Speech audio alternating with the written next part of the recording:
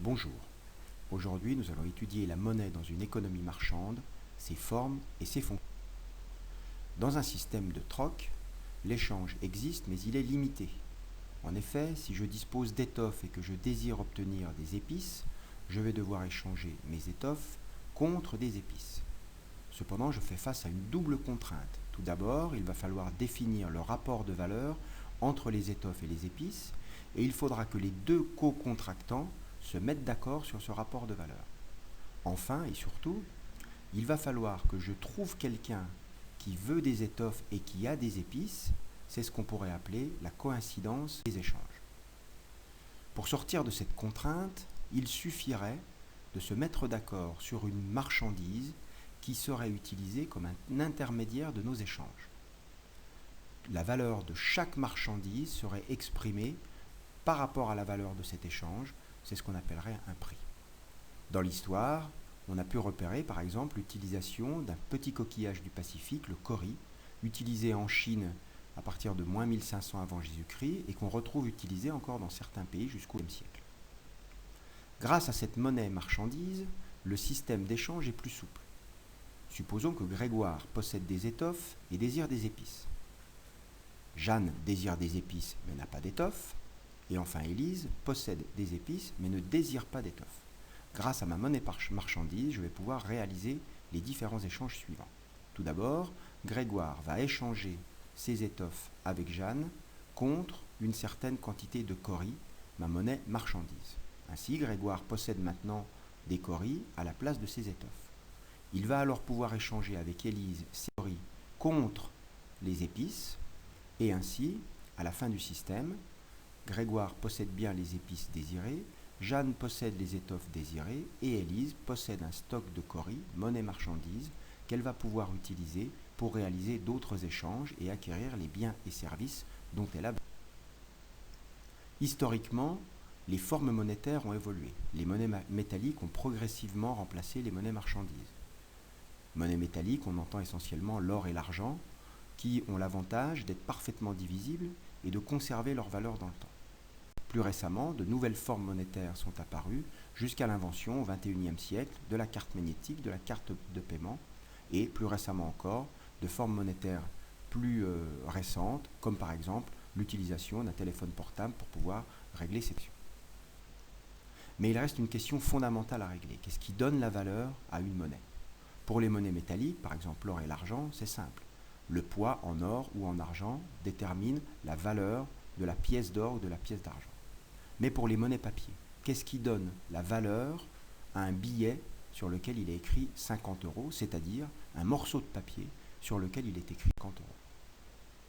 Sur un billet, on va trouver par exemple, pour les billets en euros, une signature, celle du gouverneur de la Banque Centrale Européenne.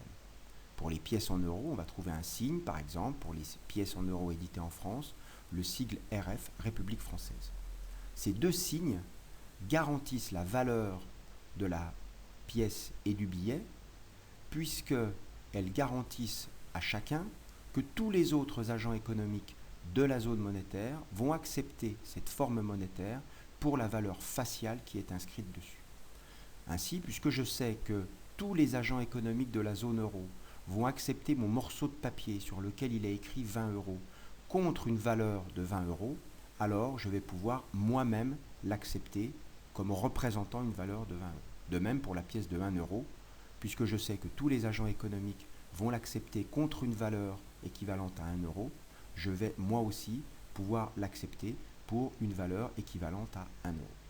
Ainsi, c'est la confiance que les agents économiques ont dans la valeur faciale de la monnaie qui donne la valeur à cette monnaie, et cette confiance est garantie par l'autorité monétaire, à savoir pour nous la Banque Centrale Européenne.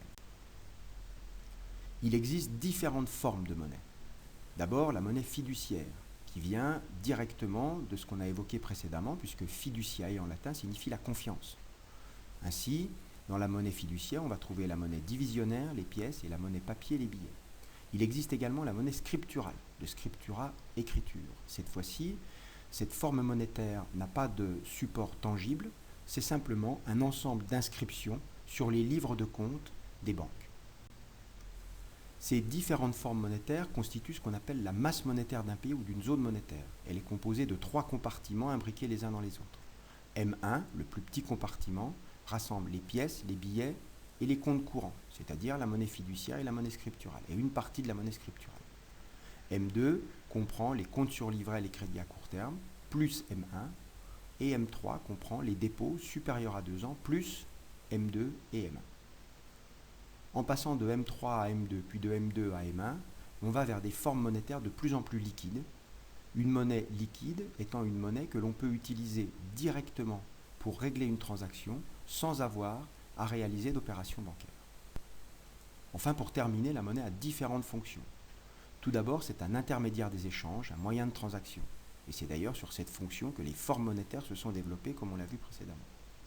Deuxièmement, la monnaie est une unité de compte. Elle permet d'exprimer la valeur de tous les biens et services, et donc d'une part d'effectuer des comparaisons simples, mais surtout d'éviter d'avoir à se mettre d'accord systématiquement entre les co-contractants sur la valeur d'un bien ou d'un service. Enfin, elle est réserve de valeur, c'est-à-dire qu'elle peut être détenue sans perdre sa valeur dans le temps. L'utilisation de la monnaie peut donc être différée.